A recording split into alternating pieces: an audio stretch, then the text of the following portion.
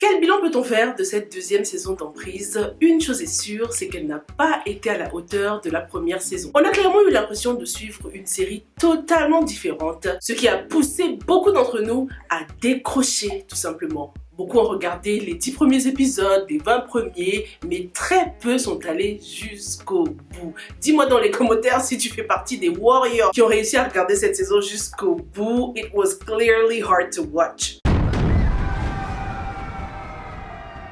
L'une des raisons majeures de ce décrochage a été le changement de certains personnages qui n'ont pas réussi à nous captiver comme dans la première saison. Quand je parle de changement de personnage, je fais référence au changement d'acteur, mais également au changement de personnalité, comme par exemple Django. Il y a eu une vraie perte de connexion émotionnelle avec le personnage de Rama, interprété par Ndeye Moore qu'on adore, mais qui n'a pas, selon moi, su capturer l'essence de ce personnage dans cette saison, ce qui a causé une rupture dans la continuité de l'histoire. Cette saison, l'histoire a changé, on l'a compris.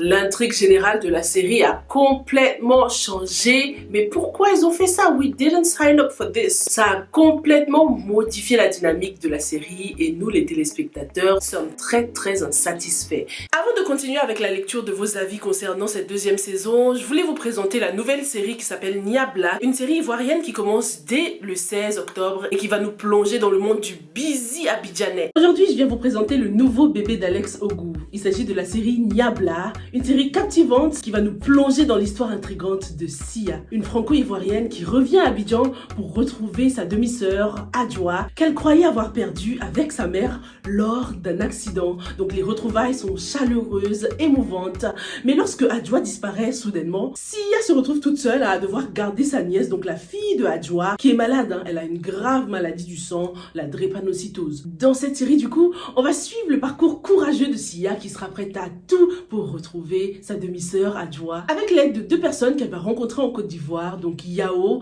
un policier alcoolique en quête de rédemption, et Félix, un jeune médecin. Ensemble, ils vont plonger au cœur d'un réseau de prostitution à Abidjan où Madame Corinne, ancienne bienfaitrice des femmes qui sont dans ce réseau, donc ancienne géreuse de busy, tente de protéger ces femmes et de les faire sortir de cette vie dangereuse. Sia devra également faire face au redoutable Papa John, the villain of the story, les gars.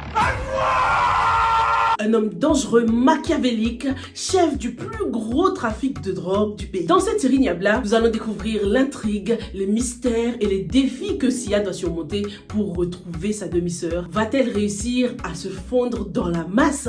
Comment est-ce qu'elle va évoluer dans ce nouveau monde-là? Ce monde du busy qui lui est totalement étranger, elle qui a longtemps habité en France. Ce parcours sera clairement pour elle non seulement un clash culturel, mais aussi une véritable quête d'identité. Ne ratez absolument pas les premiers épisodes de Niabla qui démarrent dès le lundi 16 octobre sur Canal+ Première. Et n'oubliez pas, comme d'habitude, les 2 premiers épisodes sont disponibles gratuitement du moment que vous détenez un décodeur Canal+. Préparez-vous à être captivé dès les premiers épisodes de cette aventure palpitante.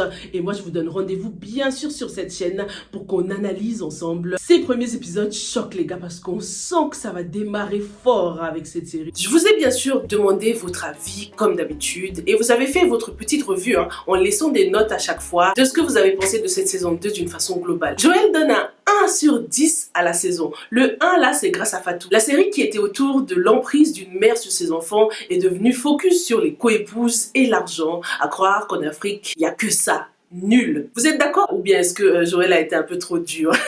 On l'a senti depuis le début, ça tournait un peu trop autour de Mansour et ses femmes. Le personnage de Rama avait beaucoup moins de temps d'écran, certes parce qu'elle était en prison, mais surtout parce qu'ils essayaient de nous préparer au changement à venir, quoi. Abigail nous dit: j'espère que Marodi va se remettre en question et tirer les leçons de cette saison. L'excellence ne triche pas. Marodi a vraiment tout pour être la meilleure maison de production au Sénégal, mais apparemment, ils ne savent pas gérer leurs ressources humaines. Ce qui est bien dommage. But every step back can be a stepping stone for greater glory. Cette saison n'était pas digne du niveau de professionnalisme que devrait atteindre Marodi. Des intrigues inutiles, un scénario sans dessus-dessous, des départs non comblés et mal gérés dans le scénario. They will need to respect their audience. We're not just watching as novices, but some of us are passionate about cinema and storytelling.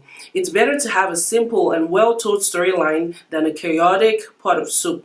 I say this with every fiber of respect, not trying to be funny. Marodi, y'all know better, so we expect you to do better and be better. To whom much is given, much is required. Marodi, vous nous avez déçus, faut pas se mentir là. On est les premiers à se réjouir quand c'est bien fait, mais on sera aussi les premiers à vous critiquer comme jamais, ok? Qui aime bien, châtie bien. Alors, Lionel nous dit, moi personnellement, la série s'arrête à la saison 1, hein, car cette saison 2 fut une ruine de l'âme. Des intrigues sans fondement, des personnages trop encombrants, voire inutiles, des départs mal gérés. L'histoire d'une mère qui a une emprise sur ses enfants est devenue une série axée sur la polygamie et le blanchiment d'argent. Aussi, le départ de Amélie Mbaye, qui était trop flagrant. Ndeye Moore est une grande actrice et c'est indéniable, mais ce rôle n'était que pour Amélie Mbaye. De plus, le personnage de Rama dans cette saison a été mal développé contrairement à la première saison. Limite on sentait comme si Rama était un personnage secondaire. Je ne sais pas si je suis le seul à avoir eu cette même impression. Beaucoup de ratés dans cette saison. Pour moi je donne une note de 4 sur 10 et là je reste gentil encore. Ce commentaire résume vraiment les deux commentaires précédents, hein. 4 sur 10. Est-ce une note qui est plutôt fair or not? Dites-moi dans les commentaires. Je ne sais pas pourquoi ils n'ont pas mieux géré les départs des personnages. On peut pas continuer une histoire sans dire ce qui est réellement arrivé à certains personnages. Après, si vous êtes comme moi et si vous suivez vraiment un peu l'actualité des acteurs, vous allez savoir que l'actrice qui interprète le rôle de Marie-Thérèse a accouché. Et puis Rita s'est mariée, l'actrice qui interprète le rôle de Ouli. Ce qui explique pourquoi elle a été tuée dans la série. Mais des téléspectateurs lambda ne vont rien comprendre. Ceux qui ne sont pas sur les réseaux comme nous, ceux qui n'ont pas TikTok ni Instagram pour vraiment suivre un peu la vie des acteurs ne comprendront rien à ces départs non comblés. Daniel nous dit la saison 2, une perte de temps. Je m'efforce d'aller jusqu'au bout. Merci quand même à toute l'équipe Marodi d'avoir essayé. Mais cette fois, vous vous êtes totalement planté. Nour dit Emprise, c'est devenu trop complexe. Il y a 10 séries dans une seule. Difficile à suivre. Awa donne un 4 sur 10. Une saison ratée malheureusement. Par contre, standing ovation pour Fatou. Fatima donne un 2 sur 10. Je ne donne pas 0 à cause des moyens misés et de l'effort des acteurs. Big up à Fatou. Tima nous dit ils ont intérêt à ne pas bâcler la prochaine saison. Ou au pire, ne pas nous faire poireauter comme c'était le cas avec Karma. Silence radio jusqu'à présent. Non mais j'espère qu'il n'y aura pas de saison 3 d'Emprise déjà. Et pour Karma, c'est fini. Je sais pas si vous vous attendez à une autre saison, mais Karma c'est fini. Hein. Allô? Karma c'est fini. En ce qui concerne Emprise par contre, non, moi je veux pas d'une 3e saison là. Vous en voulez une vous? Zainab nous dit mais qui a osé valider ce 2e scénario avant de nous le présenter? Qui? Non mais je pense qu'ils ont eu beaucoup de difficultés cette saison malheureusement parce que la série était vachement prometteuse. C'était notre top 5 hein. Qu'est-ce qu'ils nous ont fait là? Moutard Léa dit le scénariste a lui-même tué sa série en ajoutant sans cesse de nouvelles intrigues au lieu de résoudre celles existantes. À la fin, il ne savait plus où donner de la tête, c'est dommage. Ils auraient pu remplacer les personnages d'Ouli et sa sœur pour qu'on comprenne mieux tout ça. Pour les personnages d'Ouli et Marie-Thérèse, je pense que c'était des départs non prévus. Sinon, ils les auraient changés depuis le début quand même. Ça se voit qu'ils ont eu énormément d'imprévus hein, pour filmer cette 2e saison. À commencer par le personnage de Rama, ensuite le changement du nom du personnage de Ken. Ça se voit que ça a été très très difficile. Donc bravo quand même à eux d'avoir réussi à aller jusqu'au bout. Janie dit qu'elle n'a pas accroché et qu'en dehors de Karma et Impact, elle trouve que Marodi a du mal avec les 2e saison. Tamalia donne un 2 sur 10. Il fallait que ça soit le dernier. Dans la première saison, on voyait clairement l'emprise que Rama avait sur ses enfants. Mais cette saison, on ne comprenait rien. It was all over the place. Marodi a quoi à vouloir toujours ajouter des histoires de sectes ou de groupes secrets dans ses séries? Ça gâche toujours tout. On a un commentaire qui nous dit celle qui a complètement raté son rôle est Ndeye Moore alias Rama. Aucune de ces séquences ne m'a convaincue. Je suis restée sur ma faim avec cette saison. C'est pareil pour moi, je n'ai pas du tout été convaincue par le jeu d'actrice de Ndeye Moore pour ce rôle. Quand elle pleurait, ça me faisait ni chaud ni froid. Je n'avais aucune peine pour elle. Au contraire, je voulais qu'elle paye pour le mal qu'elle a fait. Alors que avec ce personnage de Rama, justement, on doit être dans un espèce de dilemme. En mode, oui, certes, elle est mauvaise. Oui, c'est une femme diabolique qui a commis un meurtre. Mais est-ce qu'elle n'a pas droit à une 2e chance, tu vois? Avoir de la peine pour the villain. Vouloir être du côté de l'anti-héros, quoi. Mais j'ai pas du tout ressenti tout ça hein, dans cette saison. Beaucoup d'entre vous félicitent Fatou quand même hein, pour son jeu d'actrice. C'est clair qu'elle a assuré, c'est une très bonne actrice. Même si parfois on sent bien qu'elle surjoue, mais c'est encore plus drôle en fait.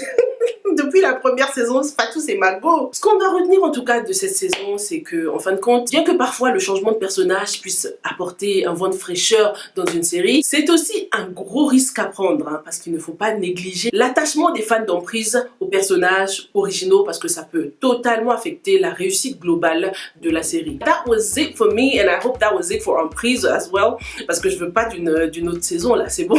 On se retrouve dans les revues de La Graine du Pouvoir, la nouvelle série de Marodi TV, qui a l'air prometteuse. C'est mon style en tout cas. En plus, il y a Ella Sissoko qui travaille dessus, un réalisateur que j'aime beaucoup, je kiffe son travail. Donc, je me ferai un plaisir d'analyser cette série qui, d'après les petits sneak peeks que j'ai vus, est déjà remplie de symbolisme. Moi, j'adore quand il y a beaucoup de techniques, beaucoup de cinématographie et pas simplement une belle histoire. C'est bien d'aborder des sujets de société, de parler, mais moi, je suis plus dans la technique. Je pense que vous l'avez remarqué.